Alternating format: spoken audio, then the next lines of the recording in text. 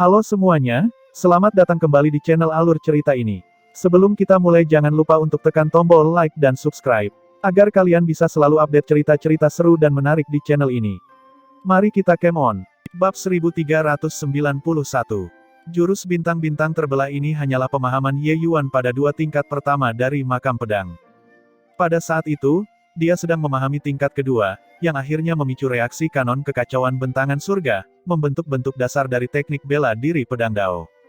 Ye Yuan menggunakan waktu 1 tahun untuk terus menyempurnakannya, baru kemudian ada bintang-bintang terbelah. Namun, hukum pedang Dao pada dua tingkat pertama masih jauh dari pencapaian kesempurnaan surga lapisan pertama Dao pedang. Untuk bintang-bintang terbelah memiliki kekuatan seperti itu, di satu sisi, itu karena kekuatan teknik bela diri itu sendiri. Sementara di sisi lain, itu karena metode kultivasi yang kuat yang Ye Yuan latih. Jadi begitulah adanya, Ye Yuan, alasan aku menemukanmu hari ini, kamu mungkin juga sudah menebaknya. Karena teknik bela dirimu berasal dari makam pedang, maka teknik itu harus tetap berada di Akademi Wumeng, agar bermanfaat bagi mereka yang datang setelahnya. Tentunya pihak akademi juga akan memberikan kompensasi yang cukup besar. Saya ingin tahu apakah kamu bersedia? Wen Yiyang perlahan berkata. Ye Yuan menganggukkan kepalanya dan berkata, tentu saja. Saya telah menanamkan rahasia utama bintang-bintang terbelah dan pemahaman pedang Dao saya beberapa tahun ini ke dalam dua keping batu giok bintang surgawi ini. Sambil berbicara, Ye Yuan mengambil dua potong batu giok bintang surgawi dan memberikannya kepada Wen Yiyang. Jelas sekali, Wen Yiyang tidak menyangka bahwa Ye Yuan akan begitu lugas, dan sempat linglung beberapa saat sebelum menerima batu giok bintang surgawi. Siswa masa lalu, jika mereka menguasai metode kultivasi yang mereka pahami sendiri, kebanyakan dari mereka sangat menghargai harta miliknya dan tidak rela menyerahkannya. Dia tidak menyangka bahwa Ye Yuan benar-benar menyiapkan batu giok bintang surgawi. Wen Yiyang sudah lama mengamati Ye Yuan. Tapi hanya dengan bertemu Ye Yuan hari ini dia tahu bahwa pemuda di depannya ini berbeda dari yang lain. Pemikiran yang teliti, langsung pada pokok permasalahan dalam melakukan sesuatu, tanpa sedikitpun keraguan dan kecerobohan. Yang lebih sulit didapat adalah kemampuan pemahaman Ye Yuan sangat tinggi, bakatnya melebihi yang lain. Dia jauh dari para jenius di akademi yang bisa dibandingkan. Wen Yiyang menenggelamkan akal ilahi ke dalam batu giok bintang surgawi dan membacanya sebentar. Ekspresi wajahnya berangsur-angsur menjadi serius. Teknik bela diri peringkat 1 terlalu sederhana bagi Wen Yiyang.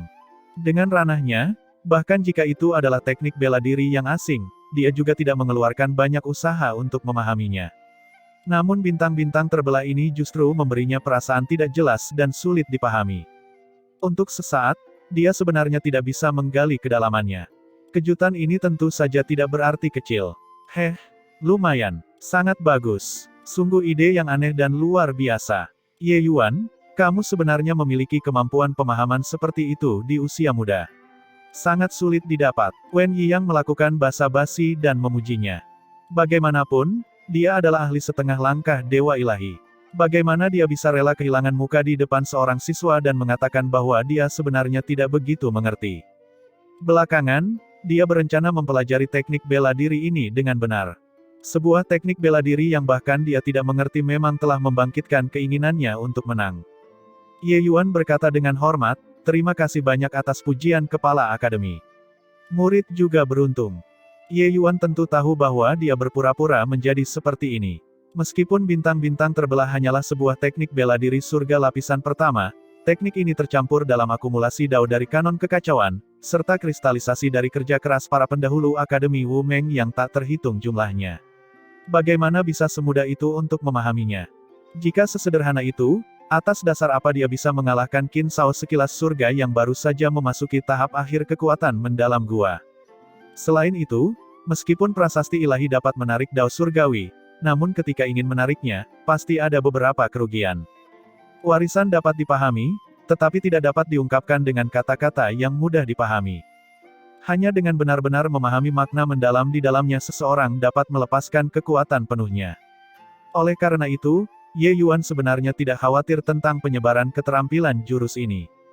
Dia hampir yakin bahwa di Akademi Wumeng saat ini, sama sekali tidak ada orang yang benar-benar bisa memahami teknik bela diri ini.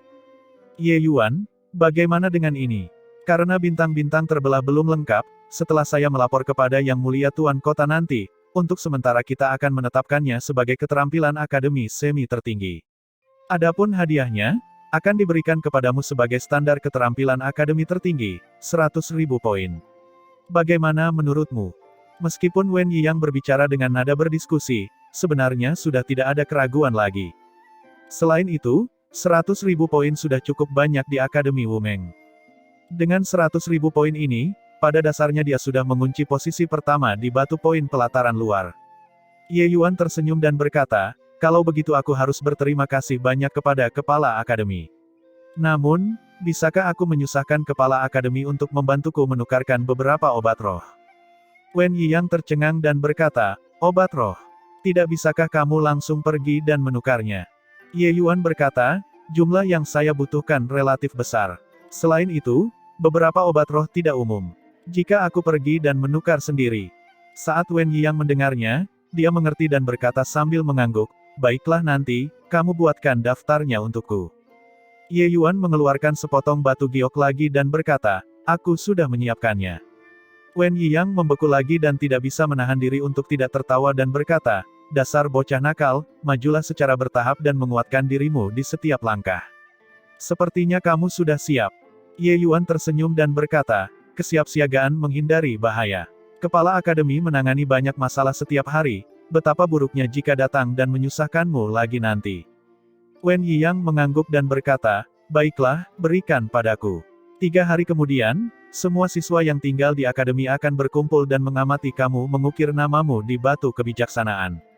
Ketika Ye Yuan berpamitan dan pergi, Wen Yiyang sebenarnya merasa seperti terbebas dari beban berat.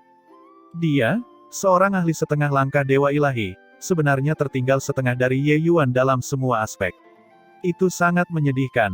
Anak ini sungguh tidak sederhana. Wen Yiyang memuji. Di alun-alun, beberapa ribu orang berdiri berbaris rapi. Semua orang menggunakan tatapan yang sangat iri untuk melihat profil muda di platform itu. Tentu saja, ada juga beberapa tatapan yang sangat tidak bersahabat. Seperti Wang Song dan Qin Tian. Hall of Fame adalah kehormatan tertinggi di Akademi Wumeng. Untuk dapat meninggalkan nama seseorang di batu kebijaksanaan, masing-masing tokoh memberikan kontribusi yang sangat besar kepada Akademi Wumeng, meninggalkan pukulan cemerlang dalam sejarah Akademi Wumeng. Undang batu kebijaksanaan. Saat kata-kata Wen Yiyang memudar, ada getaran di kehampaan. Sebongkah batu besar perlahan mengoyak ruang dan muncul di depan semua orang. Saat batu kebijaksanaan muncul, ekspresi Ye Yuan menjadi tegang. Aura yang terpancar darinya membuat orang terdorong untuk sujud takjub. Itu adalah aura suci. Ye Yuan sedikit mengerahkan kekuatan gunung bentangan surga kecil sebelum menetralisir aura ini. Mengangkat kepalanya dan melihat, cahaya keemasan beriak di atas batu besar itu, setiap nama menyilaukan mata. Tunduk pada batu kebijaksanaan. Wen Yiyang memimpin dan membungkuk ke arah batu kebijaksanaan. Beberapa ribu siswa di alun-alun juga membungkukkan badan dan membungkuk. Dapat dikatakan bahwa mereka semua menghormati dari lubuk hati mereka yang paling dalam. Ye Yuan juga membungkuk rendah. Orang bijak masa lalu ini layak menerima penghormatannya. Dia tahu bahwa pedang di makam pedang ditinggalkan oleh orang bijak masa lalu.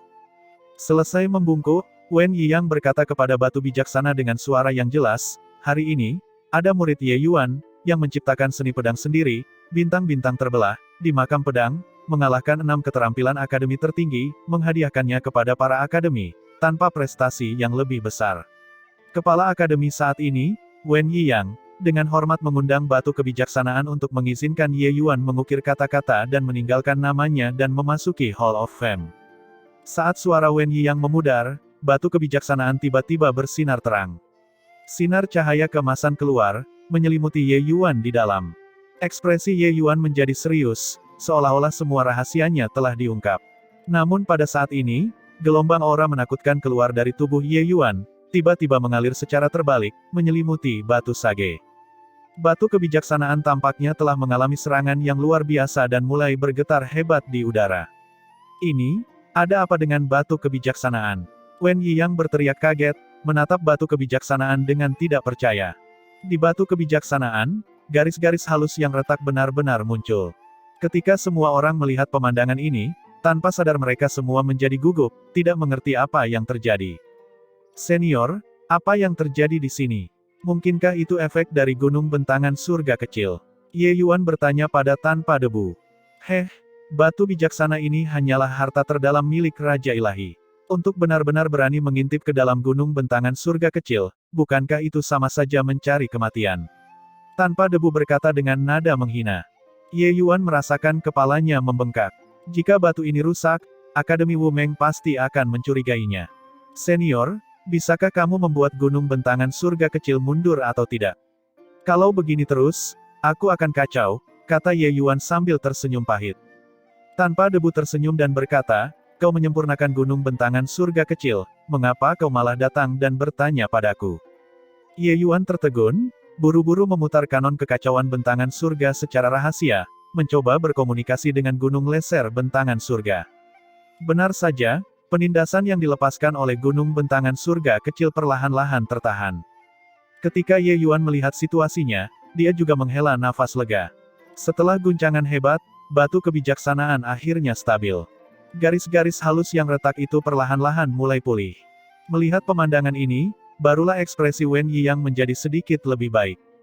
Ketua Akademi, ini, apa yang terjadi di sini? Ye Yuan berpura-pura ketakutan dan berkata.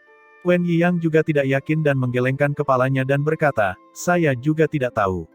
Situasi seperti ini belum pernah terjadi sebelumnya. Apakah kamu punya perasaan khusus tadi? Ye Yuan menggelengkan kepalanya dan berkata, tidak. Wen Yiyang mengerutkan kening dan berkata, Iguru, aku merasa, batu kebijaksanaan sepertinya takut akan sesuatu. Tapi sekarang, seharusnya sudah pulih normal. Mari kita lanjutkan upacaranya. Ukir karakternya. Ye Yuan menganggukkan kepalanya, melompat, dan terbang ke langit. Pemusnah kejahatan tiba-tiba bergerak dan mengukir, Ye Yuan, dua kata besar, di batu kebijaksanaan. Ye Yuan mendarat. Kedua karakter besar itu segera berubah menjadi emas yang mempesona, mencolok dan menarik perhatian. Ketika semua orang melihat keberanian dan kepahlawanan Ye Yuan, mereka semua sangat iri.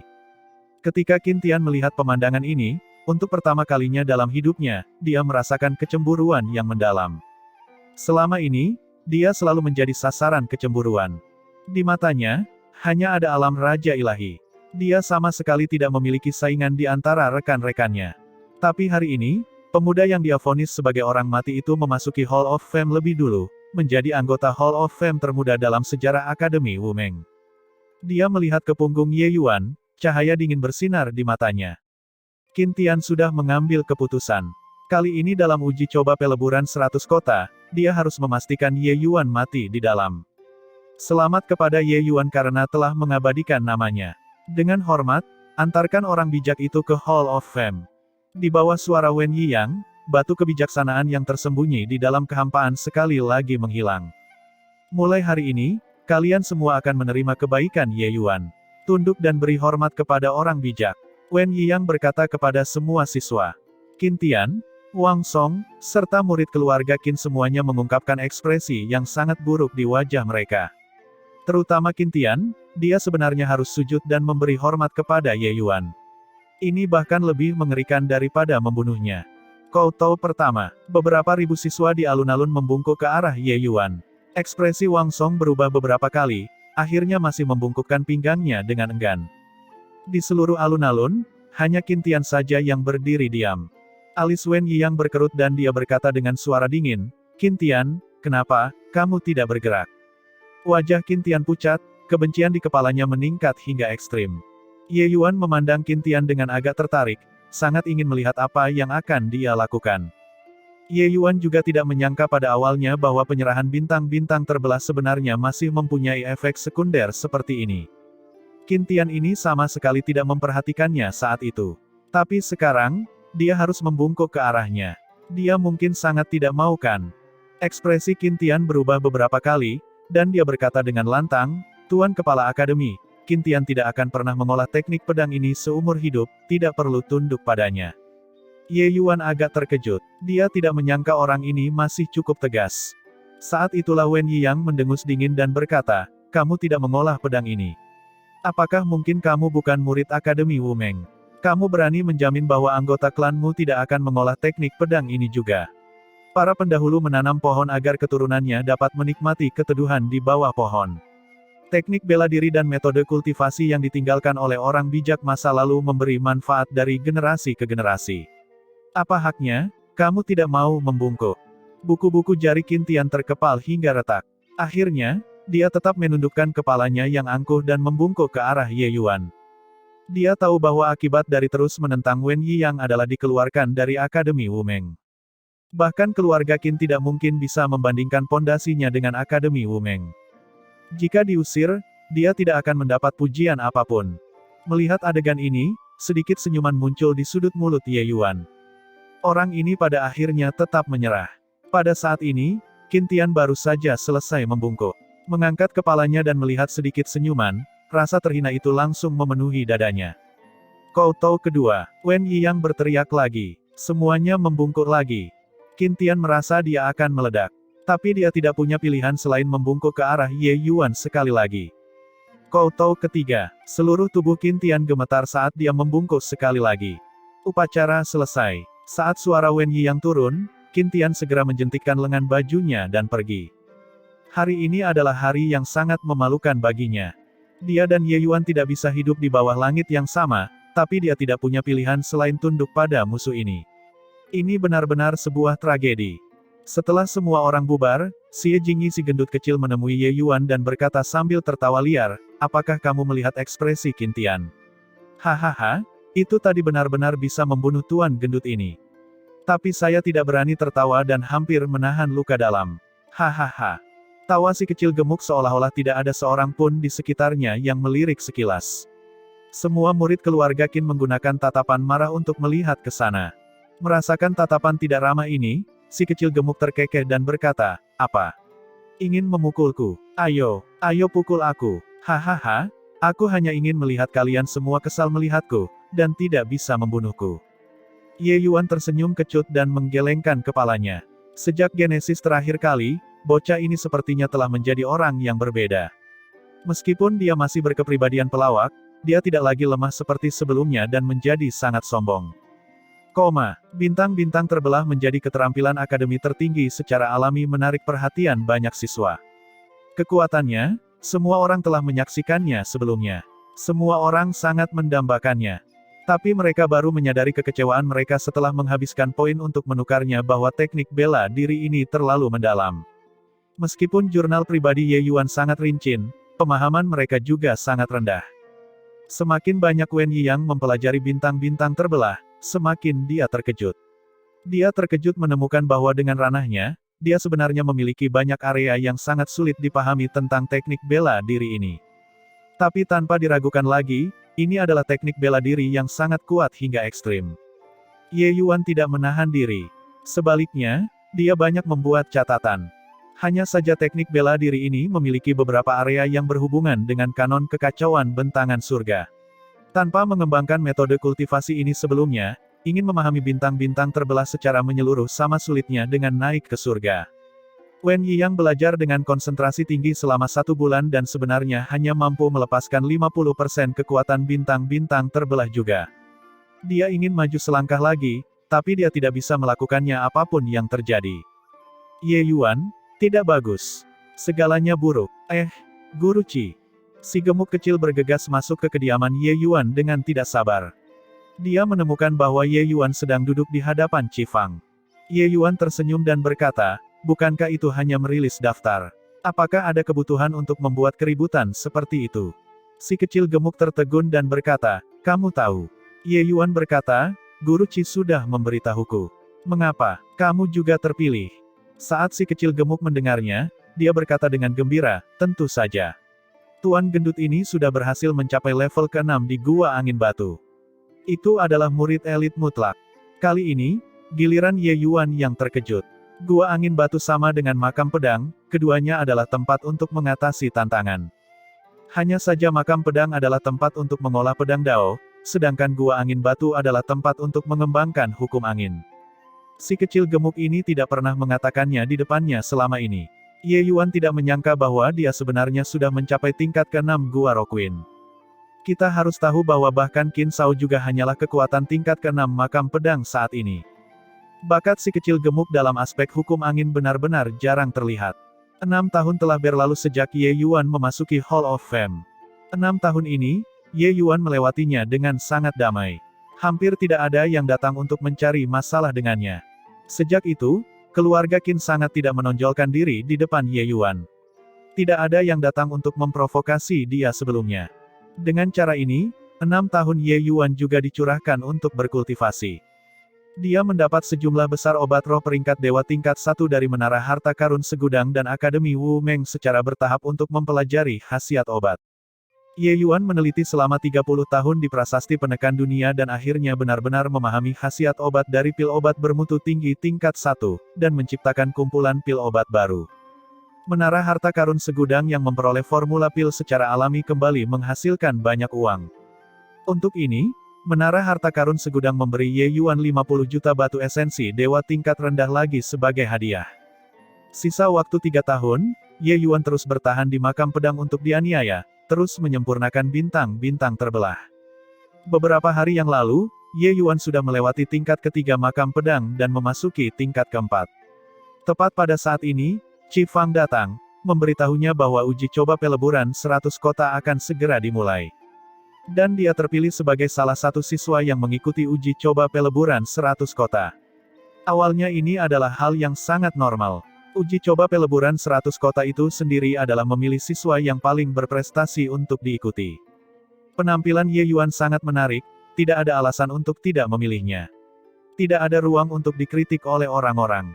Namun di antara dua guru yang memimpin tim kali ini, salah satunya adalah anggota keluarga Qin.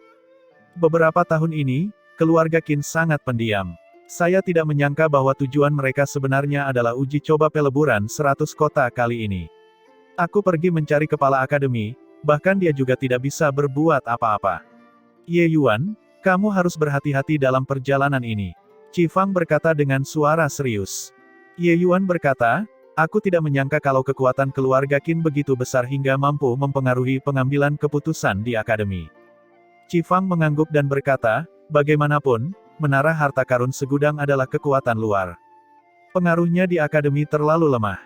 Tapi keluarga Qin berbeda. Mereka telah beroperasi di ibu kota Wu Meng entah sudah berapa generasi. Terlepas dari apakah itu di akademi atau di istana tuan kota, kekuatan mereka sudah mengakar kuat, pengaruhnya luar biasa.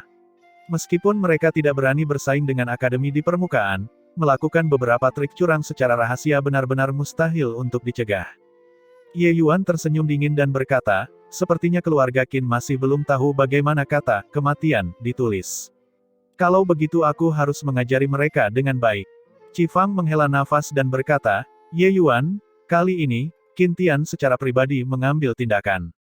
Uji coba peleburan 100 kota kali ini, kamu tidak lagi berpikir untuk mencetak prestasi apapun.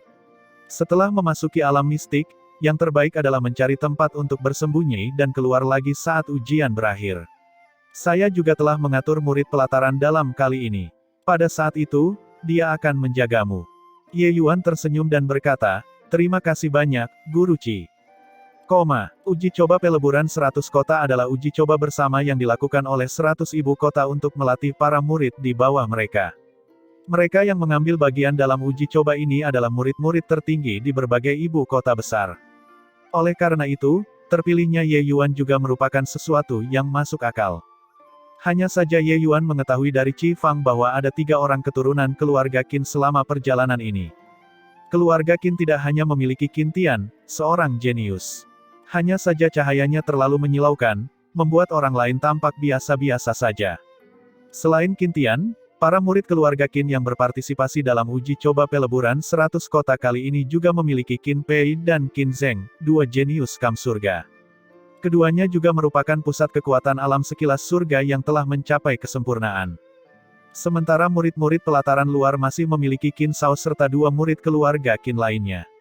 Uji coba kali ini hanya memilih total 30 murid untuk ambil bagian. Keluarga Qin menempati 6 tempat. Kekuatan keluarga Qin bisa dilihat secara sekilas. Di depan mereka ada altar segi 8. Semua siswa Akademi Wu Meng sudah selesai berkumpul, berpindah dari altar ini ke alam mistik. Ketika Wen Yiyang melihat semua orang ada di sini, dia perlahan membuka mulutnya dan berkata, yang hadir adalah semua talenta terkemuka generasi muda ibu kota Wu Meng saya. Uji coba peleburan 100 kota menyangkut prestise ibu kota Wumeng saya. Setelah kalian semua memasuki alam mistik, kalian harus bersatu dan berjuang untuk yang terbaik. Namun yang terpenting, kalian harus kembali dengan selamat. Akademi menganjurkan persaingan. Di antara kalian semua, sedikit banyak ada dendam. Saya tidak ingin mendengar berita tentang pertikaian internal ketika semua orang kembali. Jika tidak, Akademi akan menghukum orang-orang yang terlibat dengan berat. Selesai berbicara, tatapan Wen Yiyang menyapu wajah semua orang. Semua siswa merasa takut di dalam hati mereka. Kata-kata Wen Yiyang sebenarnya diucapkan untuk didengar oleh orang-orang keluarga Qin. Bakat Ye Yuan jelas satu tingkat di atas Qin Tian. Dia tidak ingin Ye Yuan mengalami kecelakaan. Hanya saja kali ini, keluarga Qin memberikan tekanan melalui asosiasi tetua, membuat Qin Yuanlong dari keluarga Qin memimpin tim, menambahkan banyak kemungkinan. Wen Yiyang tidak punya pilihan dan hanya bisa memberikan 1 atau 2 peringatan secara lisan. Sisanya harus bergantung pada Ye Yuan sendiri. Kepala Akademi, yakinlah, Yuanlong pasti tidak akan gagal dalam misi kali ini. Qin Yuanlong segera mengungkapkan sikapnya. Wen Yiyang menganggukkan kepalanya tetapi tidak banyak bicara. Dia hanya berkata dengan dingin, "Baiklah, berangkat." Kelompok itu berdiri di altar. Namun ketika Ye Yuan berbalik, sosok si gemuk kecil sudah hilang dan tanpa sadar dia mulai mencari di tengah kerumunan. Ye Yuan menyadari bahwa dia sudah berlari ke sisi seorang gadis yang sangat lembut dan cantik sejak entah kapan. Si gendut kecil yang biasanya santai malah menjadi malu saat ini, seperti seorang wanita. "Siuer," kata Xie Jingyi malu-malu. Ye Yuan menyadari, ternyata kakak magang senior ini adalah Siuer yang disebutkan oleh Xie Jingyi, yaitu Lin Xiu. Anak ini benar-benar bersembunyi cukup dalam, bahkan tidak menyebutkannya sampai sekarang. Ye Yuan selama ini berpikir bahwa Lin Xiu masih berada di kota perdamaian cemerlang. Tidak menyangka bahwa dia sebenarnya adalah murid perkemahan surga di pelataran dalam. Melihat Xie Jingyi menyapa, alis Lin Xiu berkerut, dan dia berkata, "Panggil aku kakak magang seniormu." Ekspresi Xie Jingyi berubah, dan dia berkata dengan tergagap, "Kakak magang senior." Alis Lin Xiu sedikit melebar. Nada suaranya juga sedikit mereda, dan dia berkata, "Saya tidak menyangka kamu benar-benar lulus ujian masuk. Selain itu, kamu bahkan memperoleh kualifikasi untuk berpartisipasi dalam uji coba peleburan 100 kota."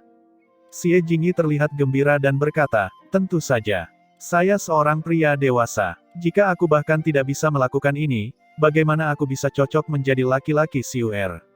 Tubuh bulat si kecil gemuk langsung terbang keluar. "Aduh, pantatku." Si kecil gemuk meratap dengan sedih. Terhadap masalah si kecil gemuk ini, semua orang mencibir tanpa henti. Hal yang sembrono dan buta ini, berani bersikap sembrono terhadap kakak magang senior Lin Xiu, otaknya sudah rusakkan. Kakak magang senior Lin Xiu adalah murid pelataran dalam yang paling berbakat. Si kecil gemuk ini sebenarnya memiliki pemikiran yang tidak pantas terhadapnya, itu benar-benar seekor katak yang menginginkan daging angsa. "Iya, kakak magang senior Lin Xiu adalah sekuntum bunga di pelataran dalam kita, tidak peduli dengan banyaknya talenta muda yang luar biasa. Bagaimana dia bisa menyukai gendut kecil yang seperti bola ini?" Ketika Jia Chong melihat adegan ini, dia mencibir dengan dingin di dalam hatinya tanpa akhir. Diranjang kematiannya dan dia masih ingin mengambil anak ayam di sini. Orang bodoh ini tidak akan berpikir bahwa dia bisa berpartisipasi dalam uji coba peleburan 100 kota, itu karena bakatnya melebihi yang lain kan. Jia Chong, sebagai orang nomor 2 musim ini, secara alami terpilih untuk uji coba peleburan 100 kota juga. Si gemuk kecil berguling dan merangkak berdiri, berlari ke sisi Lin Xiu lagi dengan berjalan terhuyung-huyung, menebalkan kulitnya, dan berkata, "Seorang pria yang bernalar dan tidak melakukan kekerasan. Xiu, kakak magang senior, apa yang kamu lakukan di sini? Berani bicara omong kosong lagi, lihat apakah aku merobek mulutmu." Lin Xiu berkata dengan dingin. "Tidak mengatakannya, tidak mengatakannya lagi," gumam si gendut kecil. Tepat pada saat ini, cahaya bersinar terang di atas altar, energi spiritual melonjak dengan liar. Setelah itu, semua orang menghilang. Melewati lorong spasial, ada kekaburan di depan mata sekelompok orang, tiba di ruang asing. Yang menarik perhatian sebenarnya adalah 100 altar. "Yo, bukankah ini guru Thunder Cry Wumeng? Kalian datang kali ini, tempat terakhir mana yang kalian persiapkan?" Saat mereka mendarat, ada pusat kekuatan dewa asal di sampingnya yang melontarkan komentar sarkastik. Perjalanan ini, selain Qin Yuanlong, ada guru lain yang memimpin tim. Thundercry lah yang memberi Ye Yuan dan yang lainnya ujian masuk saat itu. Mendengar kata-kata ini, alis Thundercry berkerut tapi tiba-tiba tidak membantah. Dia hanya mendengus dingin dan mengabaikan pihak lain. Semua murid Wumeng, terutama murid-murid pelataran dalam, semuanya dipenuhi dengan kemarahan yang benar, ingin bergegas dan langsung bentrok dengan pihak lain. Kakak magang senior, siapa mereka? Sangat sombong. Si kecil gemuk mendekat ke sisi Lin Xiu dan bertanya dengan rasa ingin tahu. Ekspresi Lin Xiu sangat jelek dan dia berkata dengan dingin, mereka adalah orang-orang ibu kota Zuoxiang. Kekuatan mereka secara keseluruhan cukup untuk menempati peringkat 10 besar di antara 100 ibu kota ini. Yang terpenting, ibu kota Zuoxiang dan ibu kota Wumeng kita adalah musuh bebuyutan. Setiap saat, mereka dengan sengaja mengincar kita, mengambil sumber daya dari murid kita.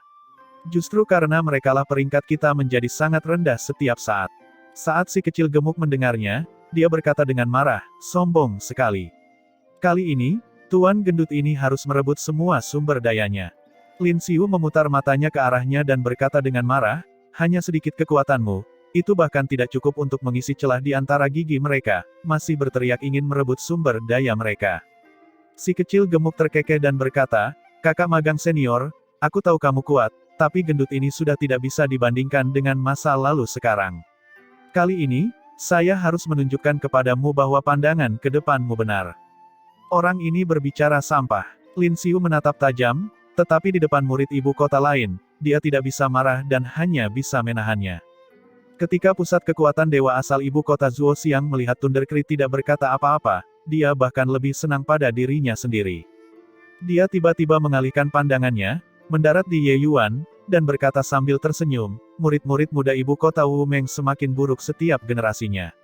Gua mendalam tahap akhir sebenarnya dapat mengambil bagian dalam uji coba peleburan 100 kota juga. Apakah kalian semua benar-benar tidak dapat menemukan orang? Hahaha. Tatapan Thundercry memandangnya seperti memandang orang bodoh.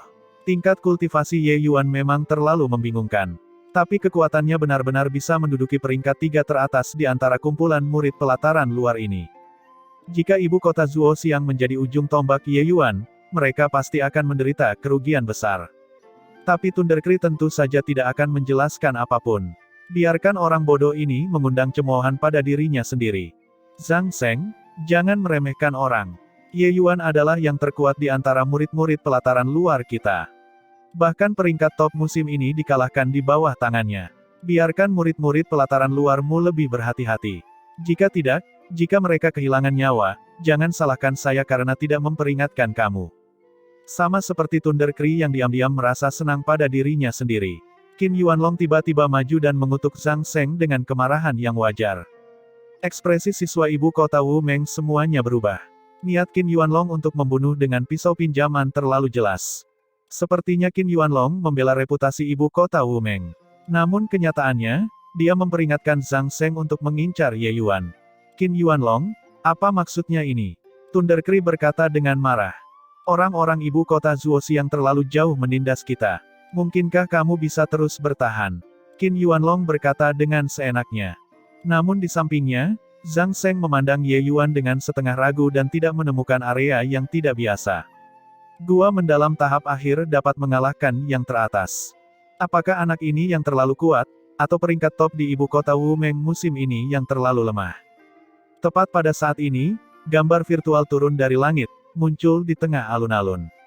Semua pusat kekuatan alam dewa asal itu membungkuk dan berkata, kami memberi hormat kepada Tuan Xuanling. Melihat Xuanling ini, hati Ye Yuan tergerak.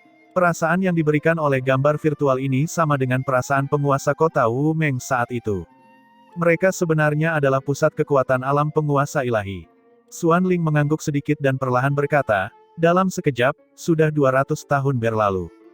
Masing-masing dari kalian sepertinya punya cukup banyak tambahan wajah baru lagi.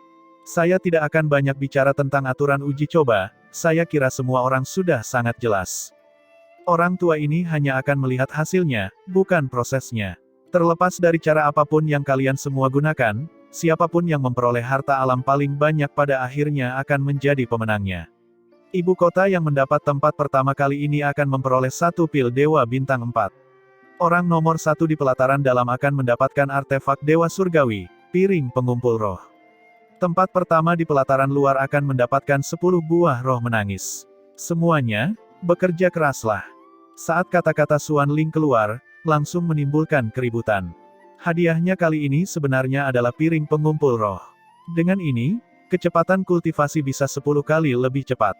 Buah roh menangis. Itu sebenarnya adalah buah roh menangis. 10 buah roh menangis sudah cukup bagiku untuk menerobos ke alam sekilas surga. Saya tidak menyangka hadiahnya kali ini begitu besar. Sepertinya aku harus bekerja keras. Mendengar hadiah ini, beberapa ribu orang sangat bersemangat. Jelas sekali, hadiah yang diberikan semuanya adalah barang yang sangat langka. Ye Yuan juga diam-diam terkejut saat mendengarnya. Pil Dewa Bintang 4 itu jelas dianugerahkan oleh penguasa ibu kota.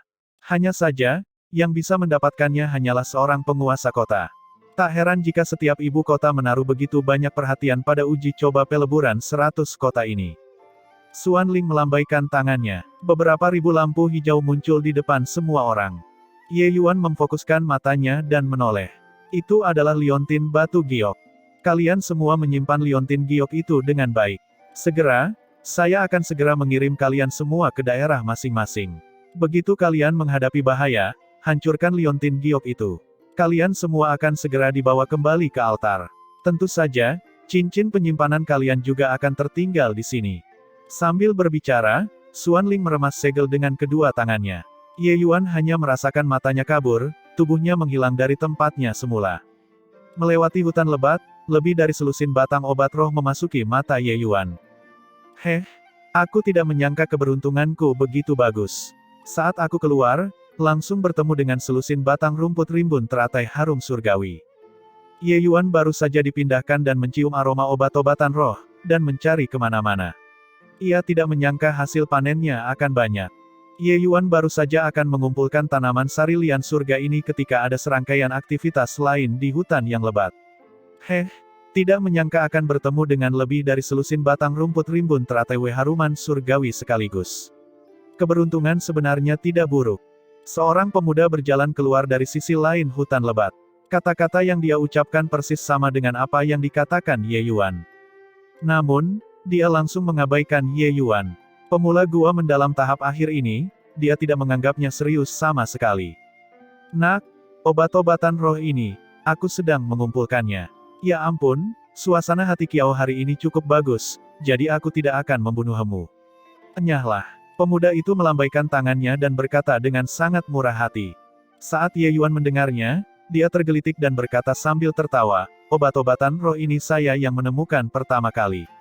Sangat tidak pantas bagimu melakukan itu kan? Kiao Jie tertawa keras ketika mendengarnya dan berkata, wah, kamu mungkin tidak mengenal Kiao ini kan?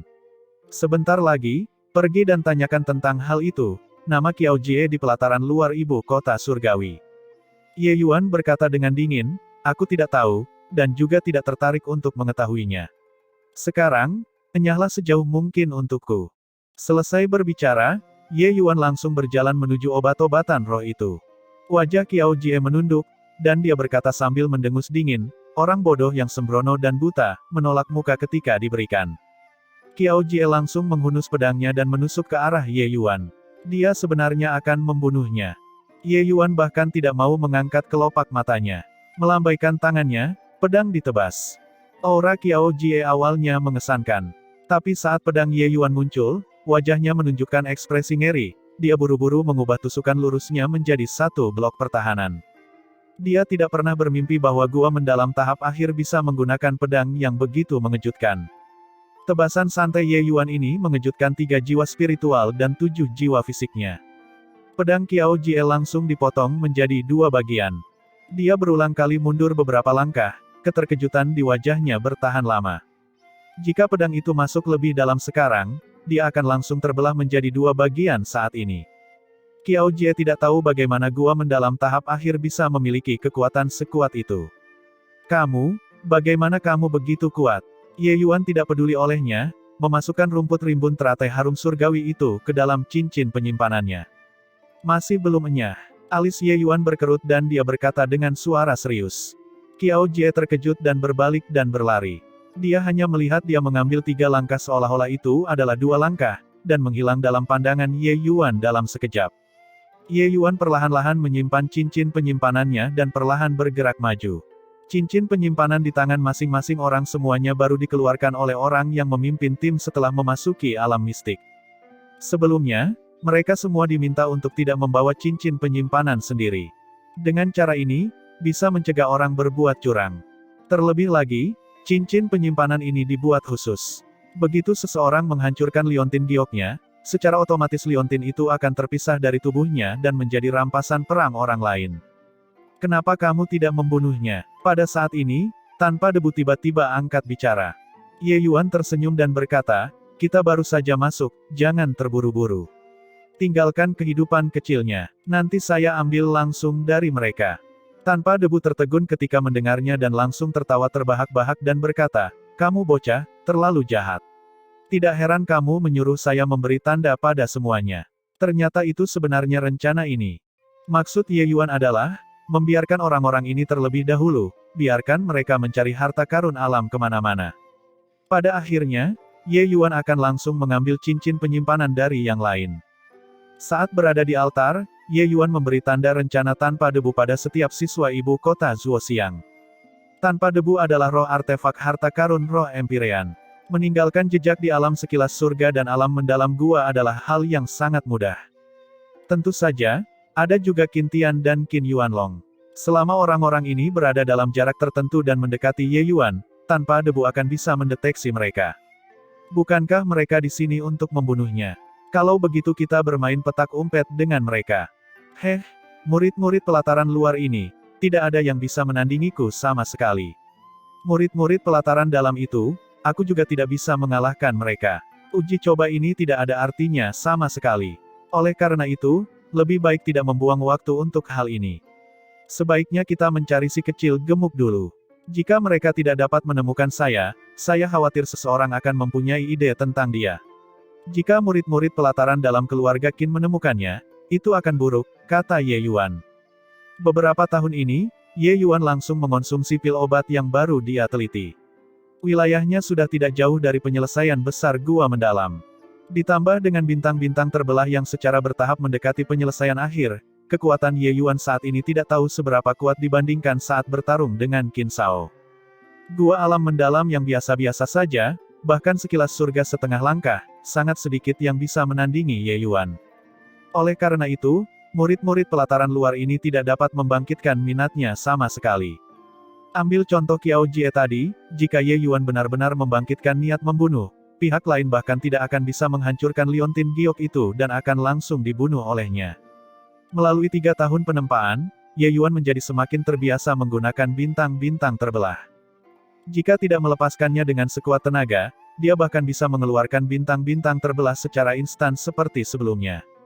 Liontin giok ini dimaksudkan untuk melindungi murid-murid ini semaksimal mungkin. Namun dalam uji coba sebelumnya, tidak ada kekurangan dari mereka yang terbunuh bahkan sebelum menghancurkan liontin giok tepat pada waktunya. Pertama, orang-orang tersebut tidak mau menyerah pada kekayaan alam yang mereka temukan hingga akhir. Sebaliknya, meski area yang diangkut dipisahkan menjadi pelataran luar dan pelataran dalam, kedua area ini tetap terhubung. Begitu ada murid pelataran dalam yang menyusup ke wilayah murid pelataran luar, tiba-tiba menyerang secara diam-diam, bagaimana mungkin seorang pendatang baru di alam mendalam gua bisa bereaksi tepat pada waktunya? Oleh karena itu, dalam uji coba ini, setiap orang harus menjaga ketegangan mental tingkat tinggi. Bersantai dengan cara apapun kemungkinan besar akan berakibat fatal. Setelah beberapa hari, di wilayah pelataran dalam, 3 sosok berkumpul. Kakak Qin Tian, Qin Pei dan Qin Zheng memberi hormat kepada Qin Tian. Qin Tian menganggukkan kepalanya sedikit dan berkata, ayah mengeluarkan banyak pemikiran dan upaya untuk uji coba peleburan 100 kota kali ini. Oleh karena itu, Ye Yuan harus mati kali ini. Tentu saja, pembunuhan Yuer, aku tidak bisa menunggu lama lagi. Qin Pei berkata dengan marah. Berandal ini menyapu wajah keluarga Qin kita di depan seluruh kota. Tidak membunuhnya, sulit menghilangkan kebencian di hatiku. Qin Zheng juga berkata. Jelas sekali, mereka sangat membenci Ye Yuan. Qin Tian tiba-tiba membalikkan telapak tangannya. Serangga kecil berwarna daging terlihat samar-samar di telapak tangannya. Paman Yuanlong sudah menanamkan serangga penghubung hati anak ibu ke Ye Yuan dengan seni rahasia. Saya sudah bisa merasakan posisinya saat ini. Kita akan menyelinap diam-diam agar dia tidak menemukan kami. Anak ini sangat cerdik, kita hanya punya satu kesempatan. Kita harus sangat berhati-hati. Sebelum kita bergerak, kita harus memiliki kepastian penuh.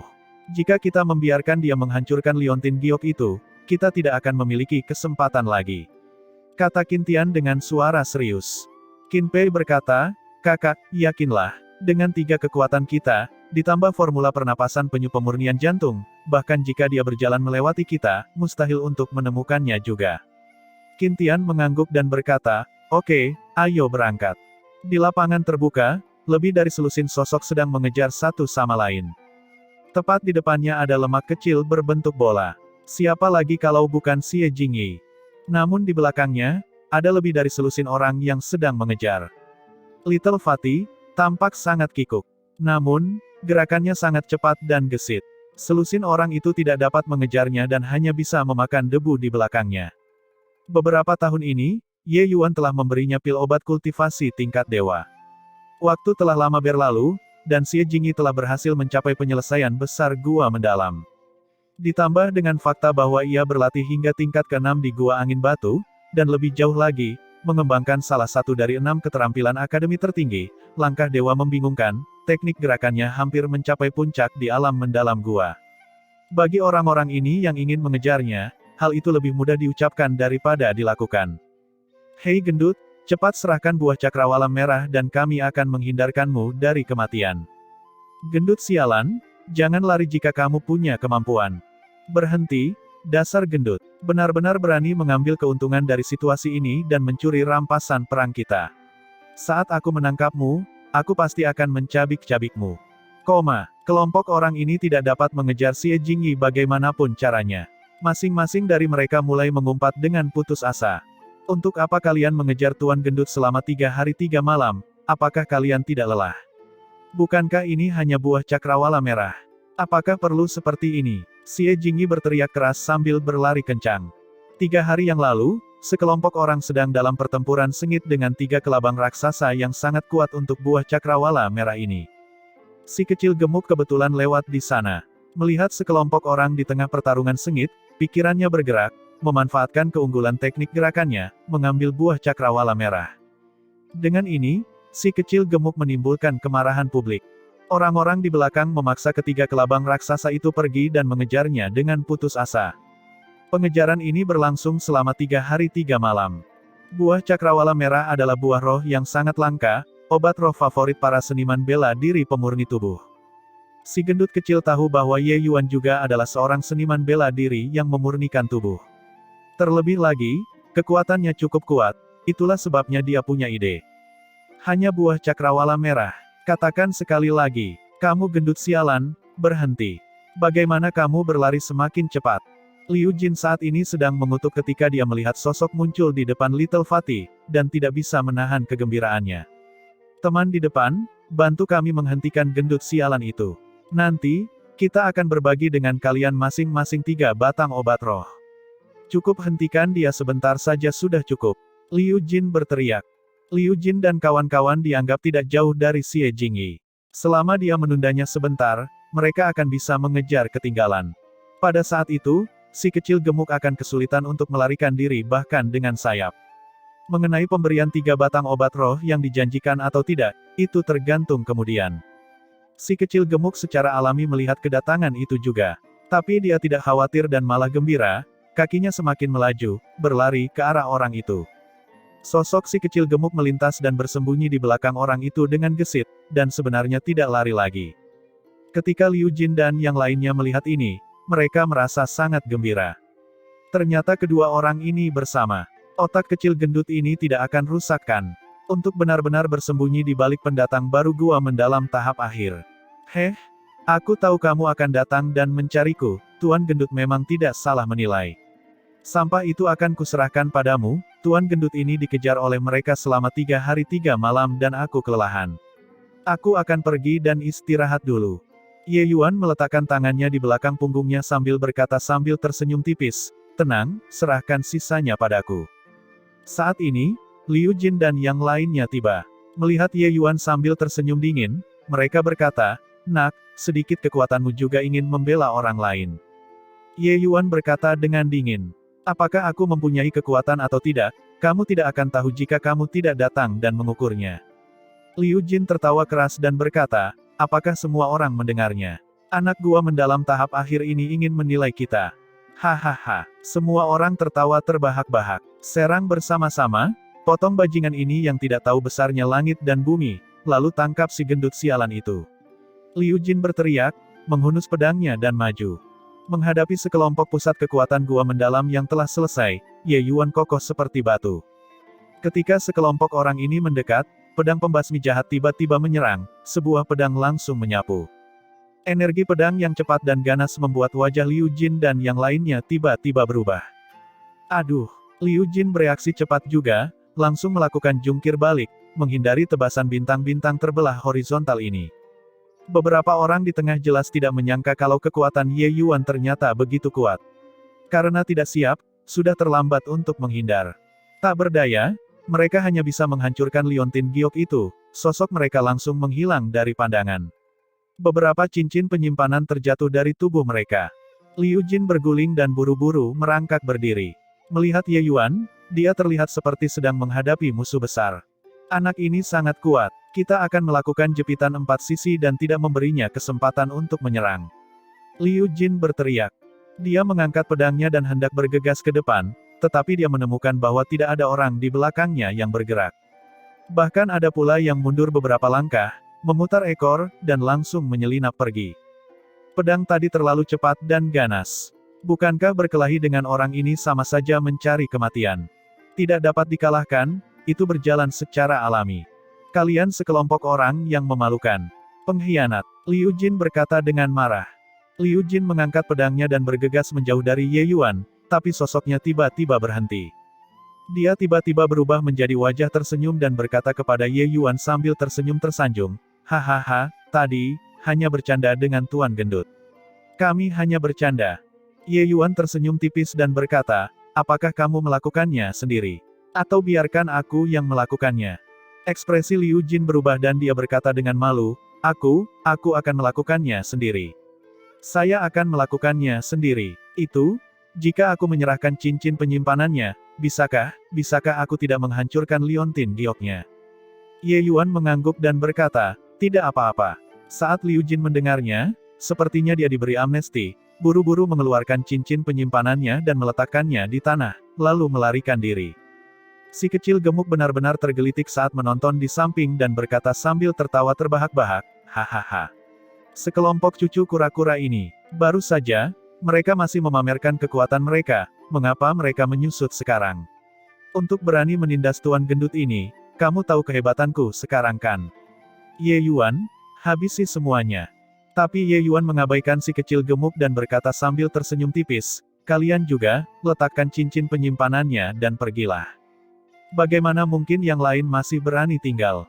Masing-masing dari mereka meninggalkan cincin penyimpanannya, melarikan diri seperti kepulan asap. Mengenai Ye Yuan yang membiarkan mereka pergi, si gendut kecil sangat tidak senang dan bergumam, "Tuan Gendut ini dikejar oleh mereka selama 3 hari 3 malam. Kamu benar-benar membiarkan mereka pergi begitu saja." Ye Yuan mengulurkan tangannya dan memberi isyarat, mengumpulkan semua cincin penyimpanan itu, dan berkata sambil tersenyum, "Jangan terlalu kasar saat melakukan sesuatu, kita akan selalu bertemu lagi. Bukankah kamu bilang begitu?" Mata si kecil gemuk berputar dan dia segera berkata dengan gembira, "Hahaha, kamu, benar-benar busuk sampai ke tulang. Tapi, Tuan Gendut ini menyukainya. Hahaha." Si kecil gemuk mengambil buah cakrawala merah dari dalam cincin penyimpanannya dan melemparkannya ke Ye Yuan, sambil berkata, "Benda ini untukmu. Hanya buah cakrawala merah, sekelompok bajingan ini benar-benar mengejarku selama 3 hari 3 malam. Pada akhirnya, mereka bahkan kehilangan cincin penyimpanannya sendiri. Apakah itu layak atau tidak? Hahaha." Ye Yuan menerima buah cakrawala merah, matanya bersinar. Tanpa debu pernah memberi Ye Yuan formula pil penyempurnaan tubuh sebelumnya. Beberapa tahun ini, Ye Yuan sudah mengumpulkan obat-obatan roh lainnya. Dia hanya kekurangan buah cakrawala merah ini. Dia tidak menyangka akan mendapatkannya tanpa usaha apapun. Terima kasih banyak. Aku hanya membutuhkan ini. Ye Yuan berkata sambil tertawa. Untuk apa masih sopan padaku? Beberapa tahun ini, saya sudah makan entah berapa banyak pil obatmu. Ingin benar-benar berterima kasih, bahkan 10 tahun tidaklah cukup untuk berterima kasih padamu. Lebih baik bicarakan apa yang harus kita lakukan selanjutnya. Kata si kecil gemuk tanpa peduli. Ye Yuan berkata, ada seorang pria yang kebetulan berada di dekatnya. Senang rasanya menghadapinya bersama-sama. Si kecil gemuk tertegun, tidak mengerti apa yang dikatakan Ye Yuan. Ye Yuan membawa Xie Jingyi dan terbang jauh, berjalan diam-diam ke dalam hutan lebat. Tiba-tiba, Ye Yuan membuat isyarat tangan untuk diam. Kedua orang itu melambat dan diam-diam mendekat ke depan.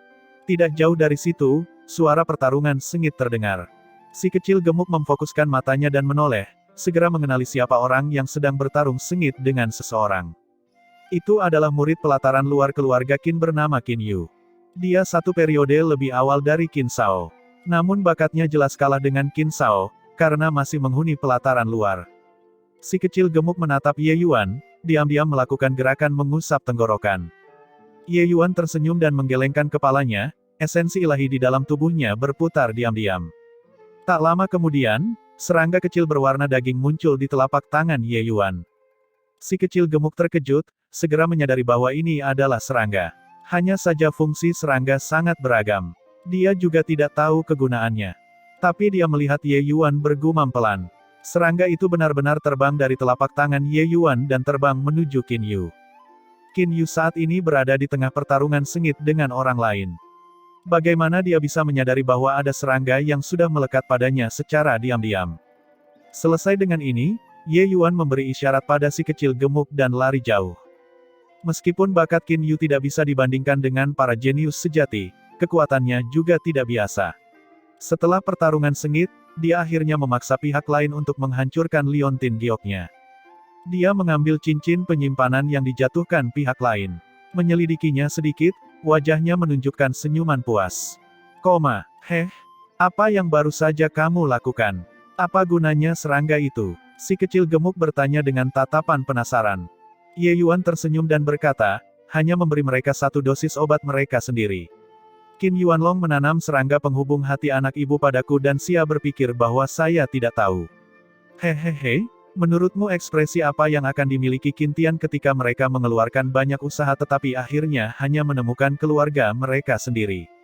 Serangga penghubung hati anak ibu tentu saja tidak ditemukan oleh Ye Yuan, tetapi ditemukan oleh tanpa debu.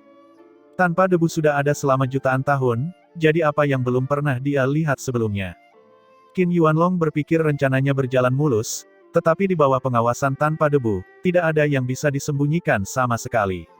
Bukan hanya tanpa debu yang tahu kalau dia menanam serangga penghubung hati anak ibu pada Ye Yuan, dia juga tahu metode untuk mengatasi masalah ini dan menularkannya ke orang lain. Mata si gendut kecil berbinar dan dia berkata sambil tersenyum sinis, Ye Yuan, aku tahu kalau kamu benar-benar kejam dan jahat. Ketika kamu membuat rencana, itu membuat orang mustahil untuk melawan. Aku sudah bisa membayangkan ekspresi wajah Qin Tian saat itu. Ye Yuan tersenyum dan berkata, seseorang tidak boleh memiliki niat jahat, tetapi juga tidak boleh lengah terhadap orang lain. Saya tidak menyakiti orang, tapi saya juga tidak bisa disakiti oleh orang lain, bagaimana setujukah kamu? Si kecil gemuk juga merasakan hal yang sama ketika dia mengangguk. Saat dia mendapat masalah besar, Ye Yuan langsung maju untuk menanggung kesalahannya. Kode persaudaraan ini bukanlah sesuatu yang dapat dilakukan oleh siapapun. Oh, benar, siuer milikmu itu, apa yang terjadi? Aku tidak tahu kalau dia sebenarnya adalah orang nomor 2 di Akademi Wu Meng kita, eksistensi nomor 2 setelah Qin Tian. Putri surga yang dibanggakan, apakah dia bisa menyukaimu? Ye Yuan bertanya. Saat si kecil gemuk mendengar, dia marah dan berkata dengan tidak senang, betapapun bangganya putri surga, dia juga tidak akan bisa lepas dari telapak tangan jahat Tuan Gendut. Ye Yuan sangat penasaran. Meskipun Lin Xiu sangat dingin dan bangga, dia jelas memperlakukan si kecil gemuk cara berbeda dari yang lain. Bahkan jika dia tidak memedulikan Little Fatty, dia juga tidak mendorongnya ribuan mil jauhnya seperti yang lainnya. Di sela-sela ini sepertinya ada cerita mendalam. Mendengar si kecil gemuk berkata begitu, Ye Yuan semakin merasa ada sesuatu yang mencurigakan. Lin Xiu telah memasuki Akademi Wumeng selama beberapa ratus tahun. Dia jelas bukan sosok di generasi yang sama dengan Little Fatty. Namun di dunia seniman bela diri, usia yang sedikit ini juga tidak dianggap sebagai sebuah kesenjangan. Khususnya bagi para petarung di tingkat dewa, mereka semua adalah anak-anak muda. Paling-paling, Lin Xiu hanya bisa dianggap sebagai kakak perempuan si gendut kecil. Apa yang sebenarnya sedang terjadi? Aku ingin mendengarkan. Keingintahuan Ye Yuan juga meningkat. Si kecil gemuk berkata dengan ekspresi sombong, Xier dan aku sudah bertunangan sebelum kami lahir. Hanya saja dia lahir beberapa ratus tahun lebih awal dariku. Sekarang, saya mengejar jejaknya dan memasuki Akademi Wumeng, bagaimana dia masih bisa berlari? Tentu saja, semua ini berkatmu. Saat Xier dan aku sudah mencapai kesepakatan, aku pasti akan mengucapkan terima kasih yang setimpal. Saat Ye Yuan mendengarnya, dia menyadari. Tidak heran Lin Xiu bersikap sedingin es terhadap Little Fatty, tapi dia juga terlihat sangat terkejut. Jelas sekali, dia meremehkan si kecil gemuk di masa lalu. Tapi dia tidak menyangka bahwa si kecil gemuk tidak hanya lulus ujian masuk, dia bahkan ikut serta dalam uji coba peleburan 100 kota. Selain itu, Ye Yuan juga menyadari bahwa Lin Xiu tampaknya tidak terlalu membenci si gemuk kecil. Poin ini adalah awal yang sangat baik. Beberapa sosok muncul di hutan lebat. Itu justru trio Qin Tian. Medan tempat ini bagus, cocok untuk penyergapan. Dia saat ini mendekat ke arah ini. Masih ada 1 jam perjalanan, kita akan menyiapkan penyergapan di sini, tunggu dia masuk ke dalam perangkap. Kata Qin Tian. Ya, kakak Qin Tian. Qin Pei dan orang lainnya merespons. Bocah ini licik dan licin, kalian semua tidak boleh mengungkapkan sedikit pun aura. Ketika dia memasuki area pembunuhan, saya pribadi akan mengambil tindakan. Kalian berdua mendukung melalui tindakan terkoordinasi, bisa dimengerti. Qin Tian mengatur secara spesifik penyergapan itu dengan tertib, cermat dalam setiap detailnya. Dia belum pernah ingin membunuh seseorang sekuat ini sebelumnya. Mulai dari saat Ye Yuan membunuh adik perempuannya, dia sudah memasukkan daftar nama yang harus dibunuh. Dan penghinaan yang dibawa Ye Yuan kepadanya ketika dia memasuki Hall of Fame bahkan terkubur di dalam hatinya terus-menerus selama beberapa tahun ini, tidak dapat dihilangkan untuk waktu yang lama. Oleh karena itu, kali ini, dia harus membunuh Ye Yuan secara pribadi. Mengenai hal ini, dia tidak mengizinkan kesalahan apapun. Mengatur posisi penyergapan, ketiga orang itu masing-masing menyembunyikan diri, seolah menyatu dengan lingkungan sekitar. Kalau dilihat dari luar, memang tidak bisa dibedakan. Merasakan serangga penghubung hati anak ibu semakin dekat, emosi Qin Tian sebenarnya menjadi bersemangat tanpa disadari. Harus tenang, tidak boleh mengungkapkan kekurangan apapun. Qin Tian terus-menerus memperingatkan dirinya sendiri di dalam hatinya, membiarkan suasana hatinya menjadi tenang. Dengan kekuatannya, membunuh Ye Yuan hanyalah masalah melambaikan tangan. Tapi masalah ini sulit karena Ye Yuan memegang liontin giok di tangannya. Ye Yuan hanya perlu menghancurkan liontin giok itu dan dia bisa langsung berteleportasi ke altar. Oleh karena itu, dia harus membuat Ye Yuan tidak bereaksi dan membunuh dalam 1 pukulan. Jika dia lambat sedikit, usaha keluarga Qin selama beberapa tahun akan sia-sia. Lebih dekat lagi, sedikit lagi dan saya akan memiliki jaminan yang cukup untuk membunuhnya. Tepat pada saat sosok Ye Yuan melangkah ke dalam jangkauan, Qin Tian bergerak. Dia melepaskan pedang ini dengan momentum seperti gemuruh guntur yang tiba-tiba sehingga tidak ada waktu untuk menutup telinga. Seberapa kuatkah pedang Qin Tian? Pedang ini menembus lautan kesadaran Ye Yuan tanpa perlawanan apapun. Qin Tian sangat gembira di dalam hatinya. Akhirnya bisa menghabisi orang sialan ini. Alis Qin Tian berkerut, tiba-tiba merasa ada yang salah. Dia tiba-tiba berbalik, tiba-tiba merasa bahwa pakaian yang dikenakan orang itu agak familiar. Mengingat kembali adegan pembunuhannya tadi, orang itu, sepertinya adalah Qin Yu. Kakak Qin Tian, membunuh orang yang salah. Ini Yu kecil. Tindakan Qin Pei dan Qin Zheng 1 ketukan lebih lambat dari tindakan Qin Tian, tetapi terlihat sedikit lebih jelas. Pedang Qin Tian barusan menanamkan seluruh kekuatannya. Kecepatannya sangat cepat, dia tidak berencana memberi Ye Yuan kesempatan untuk mengatur napasnya sama sekali. Di bawah kecepatan secepat itu, bahkan dia sendiri juga tidak melihat dengan jelas seperti apa rupa pihak lain. Namun, duo Qin Pei belum sempat berteriak dan Qin Yu sudah mati. Suara gemetar duo Qin Pei tiba-tiba membuat Qin Tian terbangun. Mustahil. Bagaimana bisa Yu kecil? Bagaimana mungkin itu adalah Yu kecil?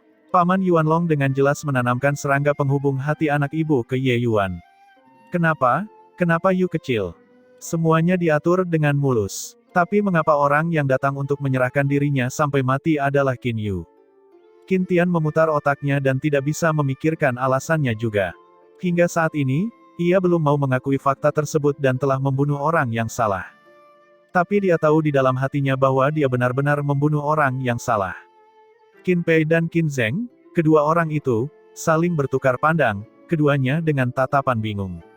Mereka juga tidak tahu mengapa kesalahan seperti itu bisa terjadi.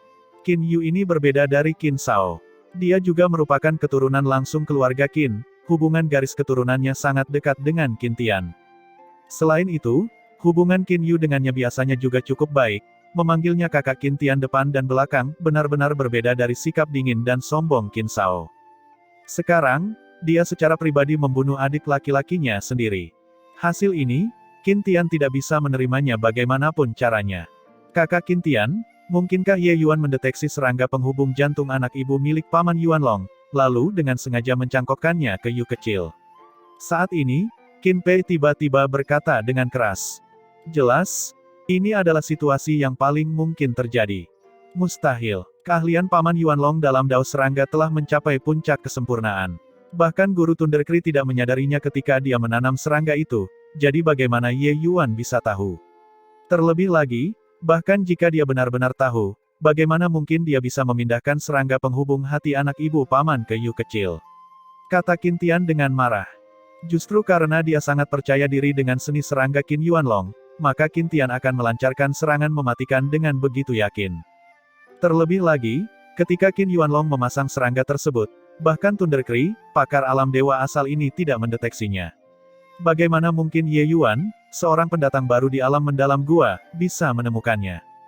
Di bawah kemarahan Qin Tian, dia memukul telapak tangannya, langsung menyapu sebidang ruang terbuka di hutan lebat. Meskipun dia tidak mau mempercayainya, dia juga tahu bahwa ini adalah situasi yang paling mungkin terjadi. Tapi bagaimana Ye Yuan melakukan hal itu membuatnya sangat bingung. Sialan, sialan, Ye Yuan, aku harus merobek sumbiemu dari anggota tubuhmu. Qin Tian saat ini berubah dan menjadi sangat mudah tersinggung karena karakternya yang dulu sombong dan menyendiri. Dia tidak dapat menerima bahwa seorang pendatang baru di alam mendalam gua sedang mempermainkannya di telapak tangannya. Kejadian saat Hall of Fame saat itu seperti ini. Kali ini juga masih sama. Perasaan menyesakkan yang menumpuk di dadanya membuatnya hampir meledak. Dia jelas bisa membunuh Ye Yuan dengan lambaian tangan, tapi jebakan pembunuhan yang direncanakan dengan hati-hati justru membuat dia membunuh adik laki-lakinya. Hasil ini praktis membuatnya gila. Qin Pei dan Qin Zheng, keduanya diam seperti jangkrik di musim dingin, juga tidak berani bicara banyak. Mereka tahu bahwa Qin Tian sudah mencapai ambang letusan. Mereka tidak berani pergi dan memicu katalis ini. Tidak tahu sudah berapa lama berlalu, Qin Tian akhirnya tenang. Hanya saja Qin Pei dan Qin Zheng merasa Qin Tian tampak lebih muram dari sebelumnya. Kubur Yu kecil. Aku akan pergi dan menghubungi Paman Yuanlong, katakan padanya bahwa pembunuhan itu gagal. Kita akan melakukan misinya terlebih dahulu. Saya tidak percaya orang ini terus-menerus tidak muncul. Nada suara Qin Tian sedingin es, tidak mengandung sedikit pun emosi. Di sudut tertentu alam mistik, Qin Yuanlong tiba-tiba gemetar, tatapannya menunjukkan ekspresi keheranan. Baru saja, dia menerima berita yang dikirimkan Qin Tian. Pembunuhannya gagal. Ye Yuan menyadari keberadaan serangga penghubung jantung anak ibu dan bahkan memindahkannya ke Qin Yu. Ini, bagaimana ini mungkin? Yuanlong, ada apa denganmu? Suara Thundercry terdengar di waktu yang tidak tepat, mengganggu keterkejutan Qin Yuanlong. Tidak ada. Ekspresi Qin Yuanlong tidak terlalu alami. Mereka juga memiliki misi memanen obat-obatan roh ketika memasuki alam mistik. Tempat-tempat ini sangat berbahaya. Murid biasa tidak bisa datang. Hanya saja dalam perjalanannya, Thundercry seperti plester kulit anjing, mengawasinya setiap saat, sehingga dia tidak punya kesempatan untuk pergi sama sekali. Sebelumnya, Qin Yuanlong diam-diam masih mengejek Thundercry. Dia sudah menanam serangga penghubung hati anak ibu, tetapi pihak lain tidak mengetahuinya. Tapi sekarang, semua ejekan itu menjadi keheranan. Ye Yuan tidak mati. Keponakannya, Qin Yu, yang meninggal. Bukan apa-apa, Energi spiritual di area depan sangat kaya. Mungkin ada obat-obatan roh. Ayo pergi, kata Thundercry. Heh, ayo pergi. Qin Yuanlong berpura-pura muncul seolah tidak ada yang salah dan mengikuti Thundercry pergi. Hanya saja dia sudah memikirkan rencana untuk pergi. Waktu berlalu hari demi hari, berbagai tempat di alam mistik terjadi pertempuran dan pembunuhan di antara para murid di berbagai kota. Tapi Ye Yuan bersembunyi di gua tersembunyi untuk menyempurnakan pil emas mendalam satu transformasi.